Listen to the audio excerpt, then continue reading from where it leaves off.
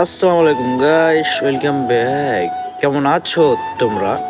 বরাবরের মতো নতুন একটি ব্লগ নিয়ে হাজির হয়ে গেলাম আমরা। তো আশা করি সবাই ভালো আছেন, আপনাদের দোয়া ও আল্লাহর রহমতে আমি অনেক অনেক ভালো আছি। তো গাইস, আজকের ভিডিওটা কি নিয়ে হতে চলেছে অবশ্যই ভিডিওর টাইটেল এবং থাম্বনেল দেখে বুঝে গেছেন। তো গাইস, আজকে আমার ইন্টারভিউ, এই জন্য এত সকাল সকাল আমি বের হয়ে পড়েছি ইন্টারভিউর উদ্দেশ্যে। তো গাইস, আমি থাকি পল্টনে, আমাকে পল্টন থেকে যেতে হবে টিয়াবাড়ি। তো গাইস, আমার অনেক দিনের স্বপ্ন আমি বাইরে কোথায় যাব। তো গাইস, আমি যাইতেছি রাশিয়া। যাইতেছি না, অবশ্যই রাশিয়ার জন্য আজকে ইন্টারভিউ দিতে যাব। দেখি কি হয়, কপালে কি লেখা আছে, ইন্টারভিউ পাস করতে পারে কি পারে না। তো গাইস, আপনারা হয়তো জানেন যে রাশিয়াতে যুদ্ধ চলছে এখন, রাশিয়ার ইউক্রেন যুদ্ধ চলছে। তো গাইস, যুদ্ধ চললেও সমস্যা নাই এগুলো। তো রাশিয়া, তাছাড়া আমার রাশিয়া অনেক দিনের স্বপ্ন যাওয়ার। তো দেখি যাই, যদি ইন্টারভিউতে পাস হয় তাহলে ভিসা লাগবে, ভিসা লাগাবে, মেডিকেল অনেক কিছুই গাইস। তারপর 5 থেকে 6 মাসের মধ্যে ভিসা এসে পড়বে। তো যদি কপালে থাকে ইনশাল্লাহ আমি যাবো রাশিয়া। তো দেখি কি হয়। আমি এখন যাইতেছি গাইস, আমি ভাবছি মেট্রো রেলে যাব, কারণ বাসে গেলে বুঝতে পারছেন ঢাকা শহরের রাস্তা অনেক জ্যাম, অনেকক্ষণ লেগে যাবে। তো আমি মেট্রো রেলে যাবো, এই জন্য মেট্রোর কাউন্টারে যেতেছি। সামনে ওইটা মেট্রো রেলের কাউন্টার, এখনো মেট্রো রেলের গেট লক করা মনে হচ্ছে, দেখি যাই। তো গাইস, আমি অনেক সকালে এসেছি, তো এই জন্য মেট্রো রেলের গেট লক করা ছিল। আমরা আসার পর কিছুক্ষণ দাঁড়িয়ে থাকি, তারপর দরজা খোলা হয়। তো গাইস, এটা মেট্রো রেলের গেট, আমরা এখন যেতেছি টিকিট কাটবো এই জন্য। তো গাইস, এটা মূলত ভিতরের ভিউটা অনেক সুন্দর। আজকে এই প্রথম আমি যাইতেছি মেট্রো রেলে, তো দেখি যাই। তো গাইস, এটা হচ্ছে মূলত টিকিট, এখানে টিকিট কাটতে হয়। আমি তো এগুলো বুঝি না, একটা ভাইকে জিজ্ঞেস করলাম, তারপর একটা টিকিট কেটে নিলাম। দেখতে পাচ্ছেন একটা টিকিট।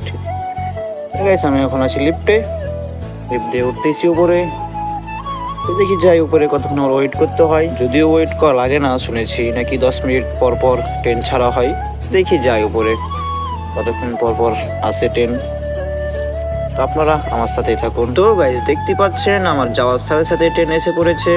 তো গাইস, আমার কপাল অনেক ভালো, ওয়েট করা লাগেনি আমাকে। তো গাইস, আমি ট্রেনের ভিতরে প্রবেশ করি। তো গাইস, আমি অবশেষে ট্রেনের ভিতরে প্রবেশ করেছি। ট্রেনের ভিতরটা অনেক গাইস সুন্দর, এখানে অপূর্ব, দেখতে পাচ্ছেন অনেক সুন্দর। তো এখন সকাল, এই জন্য মানুষ কম গাইস, তো ট্রেনেও অনেক মানুষজন থাকে সিট পাওয়া যায় না বসার জন্য। এখন অনেক সকালে আমি এসে, এই জন্য মানুষ কম। তো গাইস, আমি অবশেষে এসে পড়েছি দিয়াবাড়ি। আমি সচিবালয় থেকে এসেছি দিয়াবাড়ি। তো মাত্র দিয়াবাড়ি আসতে লেগেছে প্রায় 30 মিনিট, আর বাসে আসলে প্রায় 2.5 থেকে 3 ঘন্টা লাগতো। তো যাই দেখি, আমি এখন ইন্টারভিউর উদ্দেশ্যে যাইতেছি।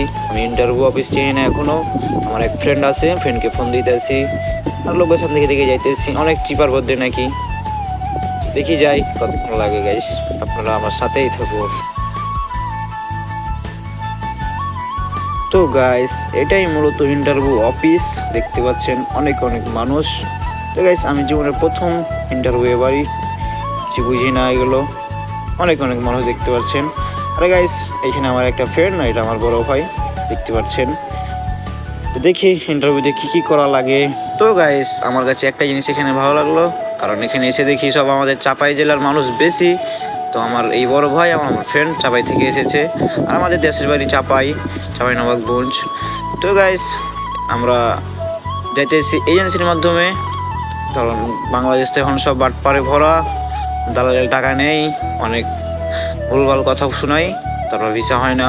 তো গাইস, সব এখানে সিরিয়াল ধরেছে, আমাদেরকে সিরিয়াল ধরতে হবে না, কারণ আমরা পার্সোনাল। তো গাইস, এটাই মূলত আমাদের এজেন্সির মালিক। গাইস, কি বলবো দুঃখের কথা, আজকে আমাদের ইন্টারভিউটা হলো না। তো গাইস, মূলত রাশিয়া থেকে আসে ডেলিগেটার ইন্টারভিউ নেওয়ার জন্য।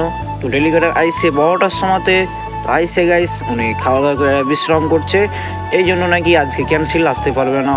ওরা নাকি অনেক হাই লেভেলের লোক, রাশিয়ার মানুষ। আইসা বলছে যে আজকে ইন্টারভিউ হবে না, ক্যান্সেল। তো মনে হয় কালকে আবার আসতে হতে পারে আমাকে। তো আজকের মতো এখান থেকে প্রিয়, ভিডিওটি ভালো লাগলে চ্যানেলটি সাবস্ক্রাইব আর পেজ হলে সবাই ফলো করে দিন। সবাই ভালো থাকবেন, সুস্থ থাকবেন, খোদা হাফেজ।